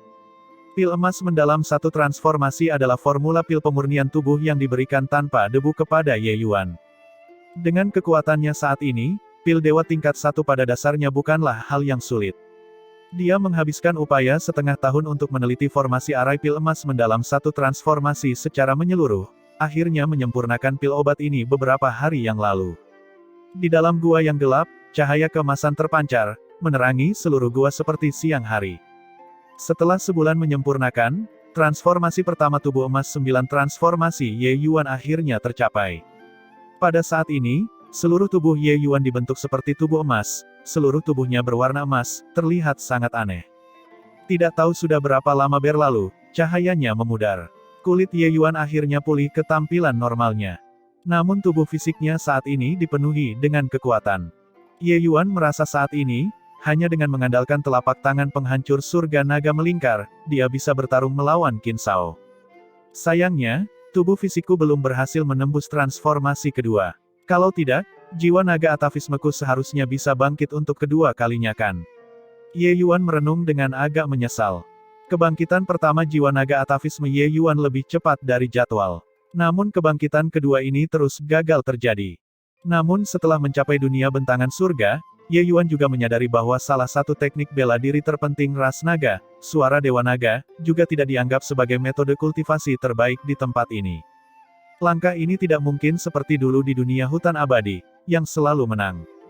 Setidaknya, bintang-bintang terbelah yang dia pahami saat ini lebih kuat dari suara dewa naga. Namun, suara dewa naga pada akhirnya masih merupakan teknik bela diri yang sangat tajam. Selanjutnya, begitu dia terbangun untuk kedua kalinya, dia bisa langsung memahami kekuatan hukum hingga batas tingkat kedua. Membantu dia untuk melompati ranah ke pertempuran juga bukanlah hal yang sulit. Sudah hampir waktunya, saya juga harus keluar dan menyelesaikan masalah. Ye Yuan perlahan bangkit dan berjalan menuju pintu masuk gua. Beberapa dari kalian berasal dari ibu kota Wu Meng kan? Kebetulan sekali. Serahkan cincin penyimpanan dengan patuh, lalu bunuh diri. Qiao Jie membawa serta 5 siswa ibu kota bulu surgawi dan mengepung 3 siswa dari ibu kota Wu Meng, dengan ekspresi angkuh. Melalui waktu berkeliling selama beberapa bulan, sebagian besar ibu kota mampu mengumpulkan sekelompok siswanya sendiri. Lagi pula, satu orang yang bertarung sendirian tidak bisa dibandingkan dengan jumlah. Selain itu, hubungan antar beberapa ibu kota cukup baik. Mereka bahkan akan saling bekerja sama untuk menangani ibu kota lainnya. Tentu saja, beberapa orang yang menyendiri juga akan berkumpul, membentuk kelompok-kelompok kecil. Secara keseluruhan, apa yang dilatih dalam uji coba peleburan 100 kota ini bukan hanya kekuatan para siswa, tetapi lebih pada kemampuan bertahan hidup mereka. Dalam keadaan memastikan bahwa mereka tidak dihabisi, dan menghabisi yang lain. Qiao Jie kemudian bertanya kepada banyak pihak dan akhirnya mengetahui bahwa gua mendalam tahap akhir yang mematahkan pedangnya berasal dari ibu kota Wu Meng. Sekarang, ketika dia melihat orang-orang di ibu kota Wu Meng, dia melampiaskan kemarahannya pada orang-orang ini. Ibu kota Wu Meng dan ibu kota bulu surgawi masing-masing tetap berada di jalur kita masing-masing. Kami hanya akan menyerahkan cincin penyimpanannya, mengapa ada kebutuhan untuk menekan orang? Kata seorang siswa dari ibu kota Wu Meng. Qiao Jie terlihat puas saat dia berkata, mau disalahkan, salahkan orang bernama Ye Yuan itu. Siapa yang memintanya untuk memprovokasi Tuan Qiao ini? Ternyata itu Ye Yuan, orang ini benar-benar pembuat onar. Iya, orang ini berkeliling untuk menimbulkan masalah di Akademi Wu Meng. Saya tidak berpikir bahwa dengan berpartisipasi dalam uji coba peleburan 100 kota, dia masih memprovokasi musuh di mana-mana. Mengapa orang itu tidak pergi dan mati? Saat ketiga orang itu mendengar bahwa Ye Yuan lah yang menarik musuh, amarah mereka berkobar entah dari mana. Dalam uji coba peleburan 100 kota, tabu terbesar adalah membuat musuh di mana-mana. Tapi Ye Yuan memprovokasi musuh di mana-mana. Tapi sekarang, merekalah yang harus disalahkan. Hal ini tentu saja membuat mereka sangat tertekan. Awalnya mengira semua orang berasal dari akademi yang sama, tapi kalian membicarakan hal buruk tentangku di belakangku. Apa yang harus saya lakukan? Pada saat ini, suara santai terdengar, membuat semua orang terkejut. Ekspresi Qiao Jie berubah. Suara ini, dia terlalu familiar dengannya. Siapa lagi kalau bukan Ye Yuan? Benar saja, Ye Yuan membawa gendut kecil dan muncul di depan mata semua orang.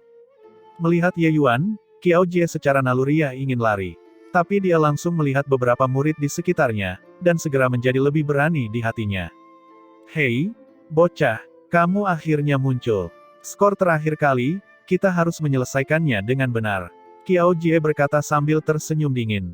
Ye Yuan berkata dengan senyuman yang bukan senyuman, kita harus menyelesaikannya dengan benar. Beberapa dari kalian, serahkan cincin penyimpananmu. Qiao Jie mencibir dengan dingin dan berkata, kamu benar-benar sombong. Ada 6 dari kita hari ini. Mungkinkah kamu berencana bertarung 1 lawan 6? Ye Yuan berkata dengan dingin, jadi bagaimana jika 1 lawan 6? Sepertinya kamu ingin aku mengambil tindakan. Selesai berbicara, Ye Yuan langsung melepaskan bintang-bintang terbelah. Ekspresi Qiao Jie berubah drastis. Jurus pedang ini tidak tahu seberapa kuat jurus yang digunakan untuk menghadapinya saat itu. Baru saat ini dia tahu bahwa Ye Yuan tidak menggunakan banyak kekuatan sama sekali saat itu. Gerakan Ye Yuan ini sangat cepat. Qiao Jie tidak bisa menghindarinya. Dengan keengganan yang kuat, dia menghancurkan liontin giok itu. Ye Yuan melirik orang-orang yang tersisa dan berkata dengan acuh tak acuh, kalian ingin aku mengambil tindakan juga. Kekuatanmu bahkan lebih buruk daripada dia. Jika aku melepaskan pedangku lagi, kalian mungkin tidak punya waktu untuk menghancurkan liontin giok itu. 5 orang yang tersisa semuanya berkulit putih. Bagaimana mungkin mereka masih berani menolak? Mereka menghancurkan liontin giok mereka secara berurutan, lalu segera menghilang. Ye Yuan mengulurkan tangannya dan memberi isyarat, 20 cincin penyimpanan lebih datang ke tangannya. Sepertinya melepaskan orang itu saat itu adalah hal yang benar. Setengah tahun ini, pria itu mengumpulkan cukup banyak cincin penyimpanan. Itu menyelamatkanku dari sedikit masalah, kata Ye Yuan dengan ekspresi puas. Ketika 3 orang Akademi Wumeng melihat Ye Yuan membasmi 6 orang Qiao Jie dengan lambaian tangan, wajah mereka masing-masing sangat jelek. Ye Yuan tidak pernah bergerak dalam 6-7 tahun ini. Mereka sama sekali tidak tahu seberapa kuat kekuatan Ye Yuan saat ini. Pada saat itu, Ye Yuan mengalahkan Qin Shao, tapi dia tidak sekuat ini. Ini baru 6-7 tahun, dan kekuatan Ye Yuan sudah tidak seperti sebelumnya. Yang menggelikan adalah sebelum ini mereka masih membicarakannya di belakang punggungnya, namun hal itu didengar oleh Ye Yuan. Dengan ini, rasanya menjadi canggung. Dasar bodoh, tidak memihak bangsamu sendiri dalam uji coba peleburan 100 kota ini, tapi kamu sebenarnya menyalahkan Ye Yuan. Sangat bodoh. Uji coba peleburan 100 kota ini, jika kalian tidak memprovokasi orang lain, apakah orang lain tidak akan datang dan membunuh kalian juga? Apakah kalian semua tinggal terlalu lama di akademi, otak kalian menjadi lunak? Si kecil gemuk maju dan menegur beberapa orang itu. Ini, kami tahu kami salah. Ekspresi beberapa orang itu sangat jelek, tetapi mereka juga tidak tahu bagaimana mereka harus membantahnya, dan hanya bisa mengakui kesalahan mereka. Ye Yuan saat ini sudah tidak berada pada level yang sama dengan mereka dulu. Ye Yuan menatap mereka sekilas dan berkata dengan dingin, sebagai sesama murid, kalian bisa pergi. Tapi bantu aku melakukan sesuatu. Mendengar kata-kata Ye Yuan, mereka bertiga seperti diberi amnesti dan buru-buru berkata, adik murid junior Ye, jangan ragu untuk memberi instruksi. Ye Yuan berkata dengan acuh tak acuh, sebulan dari sekarang, aku akan menerima tantangan dari semua murid pelataran luar di Bukit Melolong. Tidak ada batasan jumlah, tidak ada batasan metode. Kalian bantu aku menyebarkan berita ini. Ekspresi ketiga orang itu berubah, menarik napas dingin, menggunakan tatapan tercengang untuk melihat ke arah Ye Yuan. Ini, terlalu gila. Ye Yuan akan menantang jenius dari 100 kota hanya dengan kekuatannya ini. Adik junior Ye, ini, terlalu berisiko kan? Ye Yuan berkata dengan dingin, mengambil risiko atau tidak, kamu tidak perlu khawatir. Kalian hanya mengatakan bahwa saya memiliki beberapa ratus cincin penyimpanan di tangan saya. Selama mereka percaya diri, mereka bisa datang dan menantangku. Ketiga orang itu bertukar pandang, Semuanya tercengang karena kata-kata arogan Ye Yuan. Uji coba peleburan 100 kota ini telah diadakan tanpa tahu telah berapa musim. Tidak ada seorang pun yang sombong hingga menantang semua murid elit di 100 kota. Tapi dia, Ye Yuan akan melakukan hal itu. Perlu diketahui bahwa meskipun uji coba peleburan ini disebut uji coba peleburan 100 kota, namun ibu kota yang ikut serta jauh dari hanya 100 ibu kota saja. Kenyataannya, kota yang ambil bagian hampir mencapai 200 kota.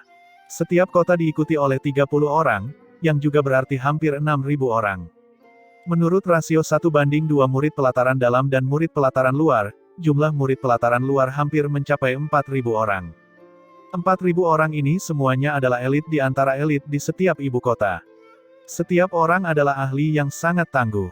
Tapi sekarang, Ye Yuan ingin menantang 3.000 orang jenius ini hanya dengan kekuatannya.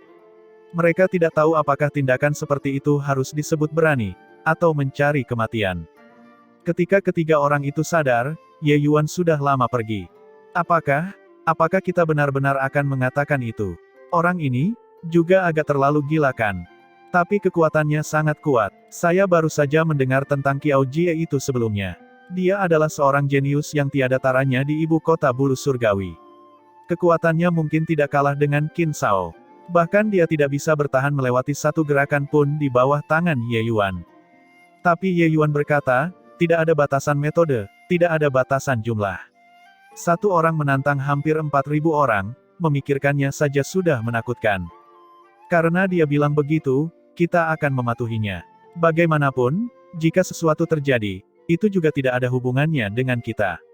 Apakah kamu mendengar? Ada orang bodoh yang sebenarnya ingin menantang semua jenius dari 100 kota di Bukit Melolong.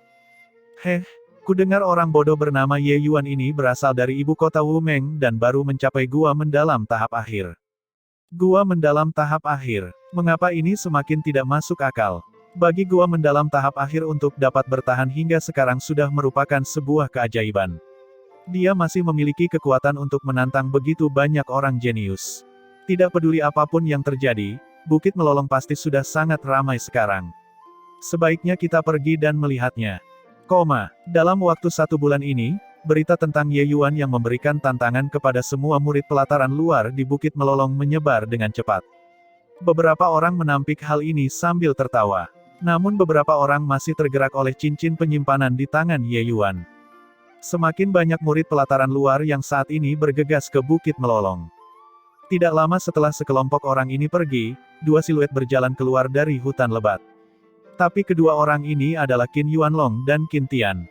Qin Yuanlong berselisih dengan Thundercry selama beberapa bulan dan akhirnya menemukan kesempatan untuk melepaskannya. Keduanya bertemu di wilayah pelataran luar ini. Mereka tidak menyangka akan mendengar berita tentang Ye Yuan.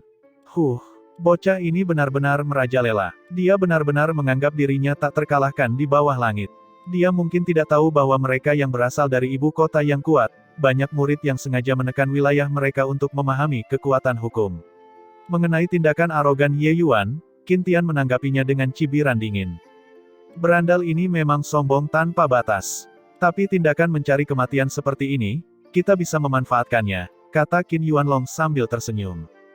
Dengan adanya paman, karena kita tahu keberadaan anak itu, dia pasti akan mati. Kata Qin Tian. Bukit Melolong saat ini sudah lama mengumpulkan sekelompok besar siswa. Ye Yuan berdiri di atas bukit, berdiri dengan tangan di belakang punggung, dengan sikap berdiri bangga di bawah langit. Di sisinya, lebih dari selusin sosok sudah mengelilinginya. Benar saja, orang pertama yang menemui Ye Yuan adalah penduduk ibu kota Zuoxiang. Gunakan pantatmu untuk berpikir dan kamu juga akan tahu. Ibu kota Zuoxiang dan ibu kota Wumeng adalah musuh bebuyutan. Setiap uji coba, mereka akan mengincar murid-murid Wumeng untuk dibunuh. Kali ini, tentu saja tidak akan ada pengecualian juga. Saya mendengar bahwa Henning adalah orang nomor 1 di istana luar Zuoxiang, sebuah eksistensi dengan harapan untuk menerobos ke alam dewa ilahi. Dia sendiri sudah sangat sulit dihadapi, apalagi 15-16 orang. Ye Yuan, orang ini terlalu tidak tahu apa-apa tentang besarnya langit dan bumi. Henning bukanlah yang terkuat. Jin Yu dari ibu kota Yongdang, Qiu Suiseng dari ibu kota Changjia, mereka adalah keberadaan yang paling menakutkan. Henning adalah orang nomor satu di istana luar ibu kota Zuoxiang. Hukum pedang daunnya telah mencapai tingkat ketiga dari surga lapis kedua pedang dao, kekuatannya sangat luar biasa. Namun kekuatan ibu kota Zuoxiang tidak terletak pada Henning saja. Para siswa di sisinya, masing-masing dari mereka, kekuatan mereka juga tidak biasa. Ketika dia mendengar bahwa Ye Yuan adalah murid ibu kota Wumeng, dia membawa semua murid ibu kota Zuoxiang dan langsung bergegas ke sana. Terhadap murid-murid ibu kota Wumeng, mereka tidak pernah berhati lembut. Terlebih lagi, mereka tidak pernah memperhatikan pertarungan satu lawan satu. Ingin bertarung, semuanya bersatu. Nak, kataku, apakah kamu berani? Atau otakmu tidak bekerja dengan baik? Sepertinya unggulan teratas di ibu kota Wumeng musim ini benar-benar sangat lemah, hingga benar-benar kalah di tanganmu, si bodoh ini. Hahaha, kata Henning sambil tertawa keras. Ye Yuan meliriknya dan berkata dengan dingin, omong kosong. Jika kamu tidak bergerak, aku datang. Melihat sosok Ye Yuan yang bergegas, Henning berkata dengan nada menghina, hanya sedikit kekuatan ini. Berani menjadi sombong? Aku bahkan berpikir kamu bisa membiarkanku menikmatinya sepuasnya. Menghadapi serangan Ye Yuan, Henning tidak mundur, malah maju, sosoknya menghilang dengan aneh. Pada saat yang sama, orang-orang di ibu kota Zuoxiang lainnya juga bergerak. Alasan mengapa ibu kota Zuoxiang kuat bukan hanya karena kekuatan murid-muridnya yang kuat, kerja sama mereka juga sangat erat. Saat selusin orang ini bergerak, itu mirip dengan pertarungan satu orang, sangat harmonis. Henning bertukar gerakan pedang dengan Ye Yuan dalam sekejap, tapi dia terkejut sampai lengannya mati rasa, pedang panjangnya hampir terlepas dari tangannya. Ekspresinya berubah, sangat heran di dalam hatinya. Bagaimana gerakan pedang kasual gua mendalam tahap akhir bisa memiliki kekuatan yang begitu mengerikan.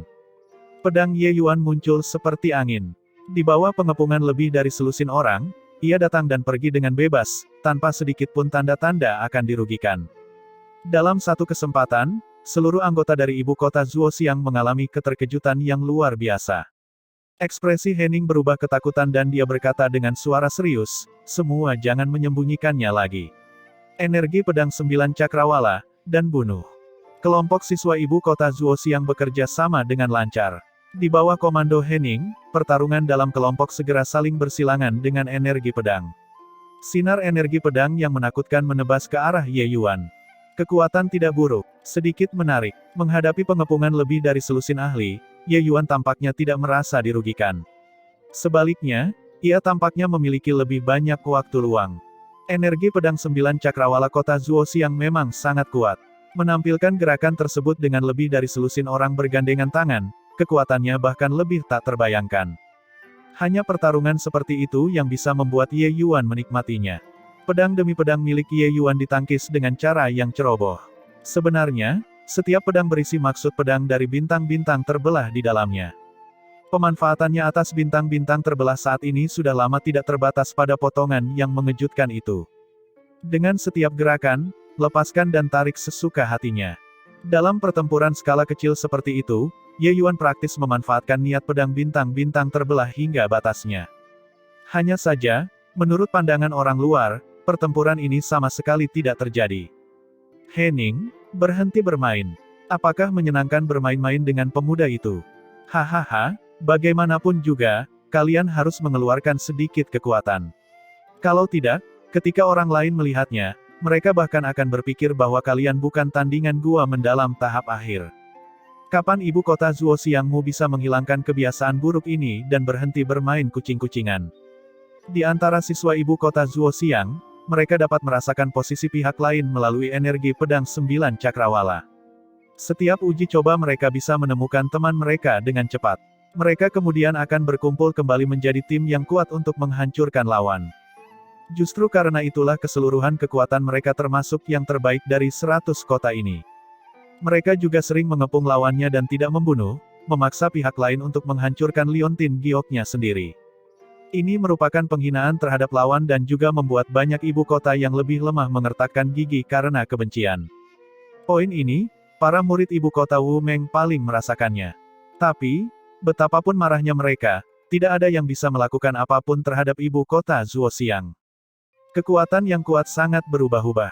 Hanya saja kali ini, tidak demikian. Henning tahu rasa sakitnya sendiri. Ye Yuan ini sangat kuat hingga ekstrim. Semakin dia bertarung, dia menjadi semakin khawatir. Bocah ini memiliki teknik bela diri sesat macam apa. Gerakan pedang biasa mengandung kekuatan luar biasa, yang mampu dengan mudah menghancurkan energi pedang 9 cakrawala mereka. Pada titik ini, orang luar tidak tahu sama sekali. Hanya dengan merasakannya secara pribadi seseorang dapat mengalaminya. Justru karena itulah semua orang salah mengira bahwa di ibu kota Zuoxiang, kebiasaan lama orang-orang ini berkobar lagi, dengan sengaja bermain-main dengan Ye Yuan. Kenyataannya, merekalah yang dipermainkan oleh Ye Yuan. Tiba-tiba, suara jernih keluar. Pedang panjang di tangan murid ibu kota Zuoxiang langsung diguncang hingga terbang keluar. Dan jurus pedang Ye Yuan selanjutnya sudah menebas seperti kilat.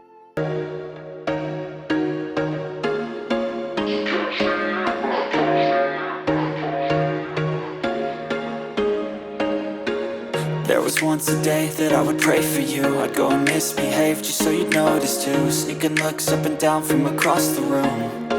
Damn, what a hell of a